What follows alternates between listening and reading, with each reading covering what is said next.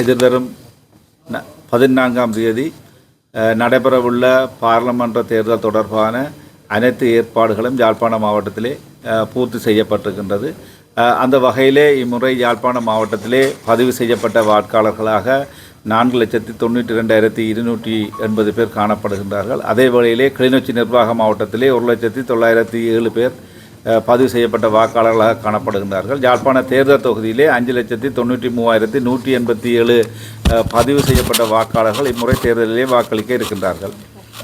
அதேபோல் யாழ்ப்பாணம் மாவட்டத்திலே 511 வாக்களிப்பு நிலையங்களிலே தேர்தல் செயற்பாடுகள் மேற்கொள்ளப்பட இருக்கின்றது. கிளிநொச்சி மாவட்டத்திலே 108 வாக்களிப்பு நிலையங்களிலே தேர்தல் செயற்பாடுகள் மேற்கொள்ளப்பட்டு மொத்தமாக யாழ்ப்பாண தேர்தல் தொகுதியிலே 619 வாக்களிப்பு நிலையங்கள் காணப்படுகின்றது. இதே வேளையிலே நடந்து முடிந்த தேர்தல் செயற்பாடுகளிலே தபால் மூல வாக்களிப்பு தொடர்பாக யாழ்ப்பாணம் கிளிநொச்சி மாவட்டங்களை ஒன்றிணைத்ததாக 25,579 வாக்குகள் இதுவரையிலே தபால் மூல வாக்குகள் அளிக்கப்பட்டிருக்கின்றது. ஆளணி தொடர்பான பயிற்சிகள் எங்களுடைய மாவட்டத்தில் இருக்கின்ற தேர்தல் தொடர்பான கடமையாற்றுகின்ற அனைத்து உத்தியோகத்தர்களுக்கும் வழங்கப்பட்டிருக்கின்றது. இதுவரையிலே அனைத்து உத்தியோகத்தர்களுக்குமாக 8,577 உத்தியோகத்தர்கள் இந்த பயிற்சியிலே ஈடுபட்டிருக்கின்றார்கள். தேர்தல் கடமைகளுக்காக இணைக்கப்பட்டிருக்கின்ற இந்த உத்தியோகத்தர்கள் தங்களுடைய பெற்றுக்கொள்ளப்பட்ட பயிற்சியின் மூலம் எங்களுடைய மாவட்டத்திலே தேர்தல் செயற்பாடுகளை மிகவும் வினைத்திறனாக மேற்கொள்வார்கள் என்று எதிர்பார்க்கப்படுகின்றது. அதேபோல தேர்தல் கடமைகளுக்காக 1,634 போலீஸ் உத்தியோகத்தர்கள் இணைக்கப்பட்டிருக்கின்றார்கள். இவர்கள் வாக்கெண்ணும் நிலையங்கள், வாக்களிப்பு நிலையங்கள் மற்றும் யாழ்ப்பாணம் மத்திய கல்லூரியில் அமைக்கப்பட்டிருக்கின்ற செயற்பாட்டு நிலையம் உட்பட அனைத்து பகுதிகளிலும் தங்களுடைய கடமைகளை ஆற்ற இருக்கின்றார்கள். இதேபோல பாதுகாப்பு செயற்பாடுகள் தொடர்பாக இன்றைய தினம் நாங்கள் நேரடியாக யாழ்ப்பாணம் மத்திய கல்லூரிக்கு யாழ்ப்பாண சிரேஷ்ட போலீஸ் மா அதிபர் அவர்களுடன் விஜயம் செய்து அங்கு ஏற்படுத்த வேண்டிய பாதுகாப்பு செயற்பாடுகள் தொடர்பாக கலந்துரையாடி இருக்கின்றோம். அந்த வகையிலே மத்திய கல்லூரியுடைய நாளைய தினம் நடைபெற இருக்கின்ற வாக்குப்பட்டி மற்றும் வாக்குச்சீட்டுகள் உட்பட ஆவணங்களை வழங்குகின்ற அந்த செயற்பாட்டிலே முழுமையாக போலீசாருடைய பாதுகாப்பு செயற்பாடுகள் முன்னெடுக்கப்பட்டிருக்கின்றது. அதேபோல் வாக்களிப்பு நிலையங்களில் போலீசாருடைய பாதுகாப்பு சிறந்த முறையிலே பலப்படுத்துவதற்குரிய ஏற்பாடுகள் மேற்கொள்ளப்பட்டிருக்கின்றது.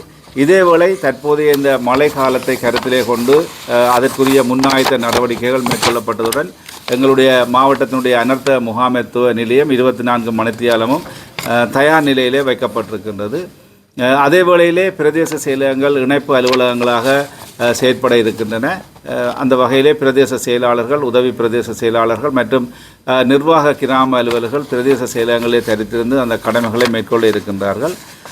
போக்குவரத்து ஒழுங்குகள் அடிப்படையிலே யாழ்ப்பாணம் மாவட்டத்திலே இந்த தேர்தல் கடமைகளுக்காக இலங்கை போக்குவரத்து சபையினுடைய 50 பேருந்துகளும் தனியார் பேருந்துகள் 129 எங்களுடைய இந்த தேர்தல் கடமைகளுக்காக இணைக்கப்பட்டிருக்கின்றன. சிறப்பாக நெடுந்தீவு பிரதேசத்திற்கான வாக்குப்பட்டி மற்றும் அதனுடன் இணைந்த ஆவணங்களை நாங்கள் உலங்கு வாண்டியர் மூலம் அனுப்பக்கூடிய நடவடிக்கைகள் முன்னெடுக்கப்பட்டிருக்கின்றது. நைனாதீவு, எழுவதீவு மற்றும் அனலதீவு பிரதேசங்களுக்கான கடல் வழி வாக்குப்பட்டிகளை எடுத்து செல்வதற்குரிய ஏற்பாடுகள் மேற்கொள்ளப்பட்டு மீண்டும் தேர்தல் முடிவிட்ட பின்னர் அவை மீண்டும் அதே முறைமையை பின்பற்றி யாழ்ப்பாணம் மத்திய கல்லூரிக்கு எடுத்து வரப்பட இருக்கின்றது. அதே வேளையிலே இந்த தேர்தல் செயற்பாடுகள் தொடர்பாக நெடுந்தீவு பிரதேசத்திற்கு வாக்களிக்க வேண்டிய வாக்காளர்களுக்குரிய போக்குவரத்து ஒழுங்குகள் விசேடமாக மேற்கொள்ளப்பட்டிருக்கின்றது. அந்த வகையிலே குறுகட்டுவான் துறைமுகத்திலிருந்து குறுகட்டுவான் இறங்கு துறையிலிருந்து காலை 8 மணி, 8:15 மணி, 11:30 மணி, பிற்பகல் 1 மணி, பிற்பகல் 2:30 மணி ஆகிய நேரங்களிலே விசேட படகு சேவை நெடுந்தீவுக்காக ஏற்படுத்தப்பட்டிருக்கின்றது. அதேவேளை யாழ்ப்பாண நகர்ப்பகுதியிலிருந்து குறுகட்டுவான் பகுதிக்கான போக்குவரத்தும் பஸ் போக்குவரத்தும் ஏற்பாடு செய்யப்பட்டிருக்கின்றது. அதே வேளையிலே மற்றும் நைனாதீவு, எழுவதீவு, அனலதீவு வாக்காளர்களுக்கான விசேட படகு போக்குவரத்து ஏற்பாடுகளை மேற்கொள்ளுமாறு சம்பந்தப்பட்ட பிரதேச செயலாளருக்கு எங்களால் அறிவுறுத்தல் வழங்கப்பட்டிருக்கின்றது. அதற்கு மேலதிகமாக தெல்லிப்பளையைச் சேர்ந்த இடம்பெயர்ந்து பருத்தித்துறையிலே வசிக்கின்ற இடம்பெயர்ந்த மக்களை தெல்லிப்பளையிலே அவர்கள் வாக்களிப்பதற்குரிய பேருந்து ஒழுங்குகளும் எங்களாலே மேற்கொள்ளப்பட்டிருக்கின்றது. நாளைய தினம் இந்த வாக்குப்பட்டிகள் மற்றும் வாக்குச்சீட்டுகளை வழங்குகின்ற செயற்பாடு காலை 7 மணி முதல் யாழ்ப்பாணம் மத்திய கல்லூரியிலே ஏற்பாடு செய்யப்பட்டிருக்கின்றது.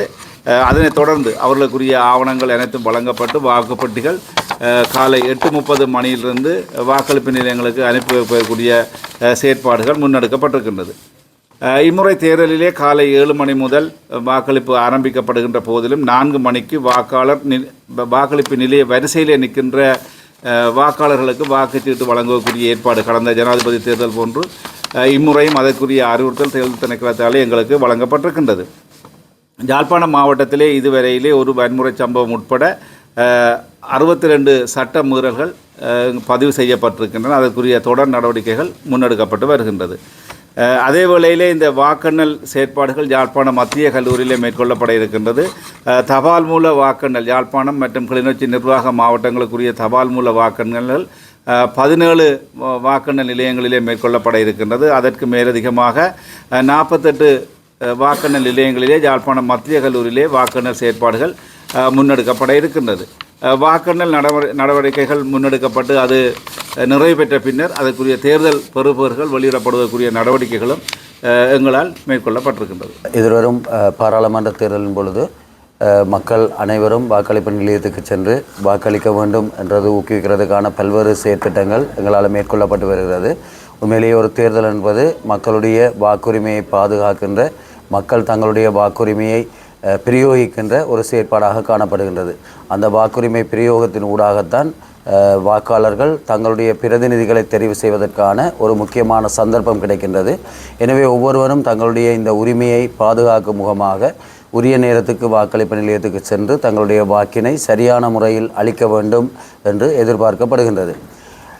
ஒவ்வொருவரும் தங்களுடைய வாக்கினை அளிக்கும் பொழுது இந்த பாராளுமன்ற தேர்தலிலே போட்டியிடுகின்ற கட்சிகள் மற்றும் சுயேட்சை குழுக்களில் தாங்கள் விரும்பும் கட்சிக்கு அல்லது சுயேட்சை குழுவுக்கு ஏதேனும் ஒரு புல்லடியை இடுவதன் மூலம் தங்களுடைய வாக்கினை செலுத்த முடியும். ஒன்றுக்கும் மேற்பட்ட புல்லடிகளை பயன்படுத்துவதோ அல்லது புல்லடி தவிர்ந்த வேறு அடையாளங்களை பயன்படுத்துவதோ அவர்களுடைய வாக்கு நிராகரிக்கப்படுவதற்கான காரணமாக அமையும். சாதாரணமாக ஒருவருக்கு ஒரு வாக்கு என்ற ரீதியிலே போட்டியிடுகின்ற கட்சிகள் மற்றும் சுயேட்சை குழுக்களில் ஒவ்வொருவருடைய விருப்பத்திற்கு ஏற்ப ஒரு கட்சிக்கு அல்லது சுயேட்சை குழுவுக்கு தங்களுடைய வாக்கினை செலுத்துகின்ற அதே வேளை தாங்கள் விரும்பினால் அந்த கட்சியிலே சுயேட்சை குழுவிலே போட்டியிடுகின்ற வேட்பாளர்களுக்கு தங்களுடைய விருப்பு வாக்கினை செலுத்த முடியும். அவ்வாறு விருப்பு வாக்கினை செலுத்துகின்ற பொழுது ஆக கூடுதலாக 3 பேருக்கு தங்களுடைய விருப்பு வாக்கினை செலுத்தலாம். அந்த கட்சியிலே அல்லது சுயேட்சை குழுவிலே போட்டியிடுகின்ற வேட்பாளர்களுக்கு வழங்கப்பட்டிருக்கின்ற இலக்கங்கள் வாக்குச்சீட்டின் அடியிலே அச்சிடப்பட்டிருக்கும். எனவே அந்த இலக்கங்களின் மீது புல்லடி இடுவதன் மூலம் தங்களுடைய விருப்பு வாக்கினை செலுத்த முடியும். பாராளுமன்ற தேர்தலை பொறுத்த வரைக்கும் எங்களுடைய யாழ் மாவட்டத்திலே 6 ஆசனங்கள் ஒதுக்கப்பட்டிருக்கின்றது. அந்த 6 ஆசனங்களிலே இந்த கட்சிகள் சுயேட்சை குழுக்களுடைய வாக்குகள் எண்ணப்பட்ட பின்னர் கூடுதலான வாக்குகளை பெற்ற கட்சி அல்லது சுயேட்சை குழுவுக்கு ஒரு ஆசனம் ஒதுக்கப்படும். அவ்வாறு ஒதுக்கப்பட்ட பின்னர் எஞ்சி இருக்கின்ற 5 ஆசனங்கள் ஏனைய கட்சிகள் சுயேட்சை குழுக்களிடையே பகிரப்படும். அவ்வாறு பகிரப்படும் பொழுது யாழ் தேர்தல் மாவட்டத்திலே அளிக்கப்பட்ட மொத்த செல்லுபடியான வாக்குகளில் 5% விட குறைவான வாக்குகளை பெற்ற கட்சிகள் சுயேட்சை குழுக்கள் நீக்கப்பட்டு ஏனைய கட்சிகளும் சுயேட்சை குழுக்களும் பெற்றுக்கொண்ட வாக்குகளின் எண்ணிக்கையின் அடிப்படையிலே விகிதாசார ரீதியாக அந்த 5 ஆசனங்களும் கட்சிகளிடையே மற்றும் சுயேட்சை குழுக்களிடையே பங்கீடு செய்யப்படும்.